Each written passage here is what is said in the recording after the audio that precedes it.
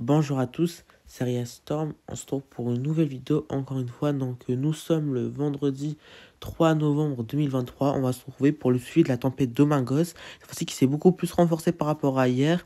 Comme je l'ai dit ici, la dépression s'est beaucoup plus creusée. Vous voyez ici, hier, comme je l'ai dit, après l'actualisation, elle ne descendait pas en dessous des 970 hectopascales. Là, elle redescend sur une pointe à 965 hectopascales. Ça veut dire une très forte dépression qui pourra s'activer d'abord, qui peut apporter beaucoup de pluie, des forts cumuls de pluie vers le nord et des fortes rafales de vent vers les côtes de l'Atlantique.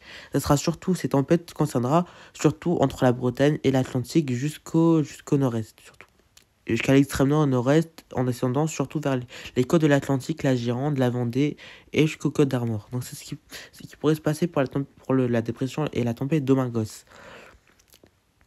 Donc, ce qui pourrait se passer, bon, après, elle sera moins forte elle sera beaucoup moins forte que la tempête Karen.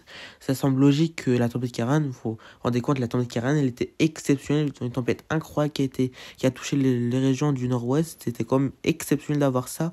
Là, je vous rassure, elle sera moins forte. Même si ça sera une tempête aussi forte, ce sera une tempête en globalité, elle sera forte, mais elle sera beaucoup moins intense que la tempête Karan, qui a été aussi une tempête exceptionnelle. Cette fois-ci, ce sera seulement une simple tempête qu'on pourra voir, et elle sera beaucoup moins généralisée. C'est pour ça que ce sera une tempête beaucoup moins intense. Donc, c'est ce qui pourrait se passer. Donc, ce qu'on voit ici, d'abord, elle va toucher samedi après-midi vers les îles Britanniques, comme vous voyez là. Elle pourra s'attaquer vers les régions de l'ouest, la Bretagne, d'ici samedi en soirée, et attaquer les régions du sud-ouest, de l'Atlantique, vers la nuit de samedi à dimanche.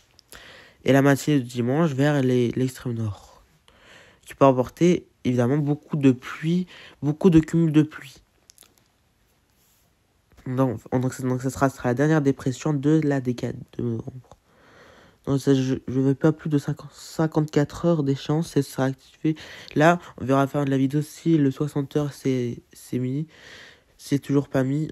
On verra les rafales de vent. On va voir les rafales de vent.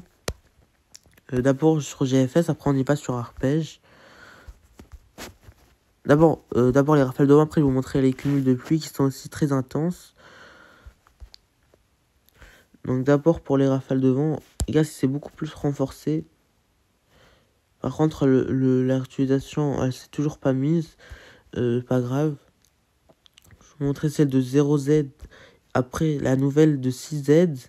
Mais après, entre l'utilisation de 0Z, donc qui a eu lieu à 6h, et à celle de 6Z qui va avoir lieu dès la prochaine heure, il y a pas trop de changement en fait.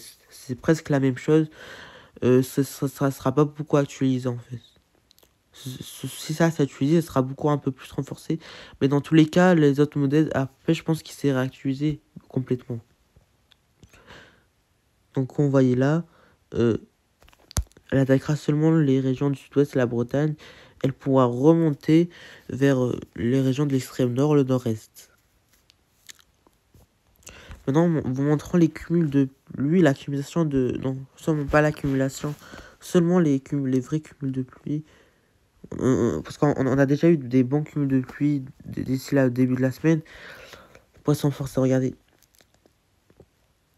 toutes les précipitations qu'ils pourront voir sur tout l'ensemble du pays. C'est quand même exceptionnel d'avoir ça. C'est quand même, c'est pas, on n'a pas ça tous les jours en fait. Regardez, ça pourrait continuer jusqu'au le reste de la semaine, jusqu'à la semaine prochaine. Mais les cumuls les plus forts, on pourrait les avoir durant la tempête Domingos.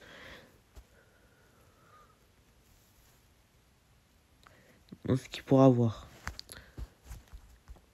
Maintenant, je vais vous montrer les arpèges. C'est là où c'est plus fiable. Rafale max échéance. Voilà, là, il s'est complètement réutilisé. Presque. On est dans la situation 0Z. Après, lui, ça s'utilise pas tout le temps. Lui.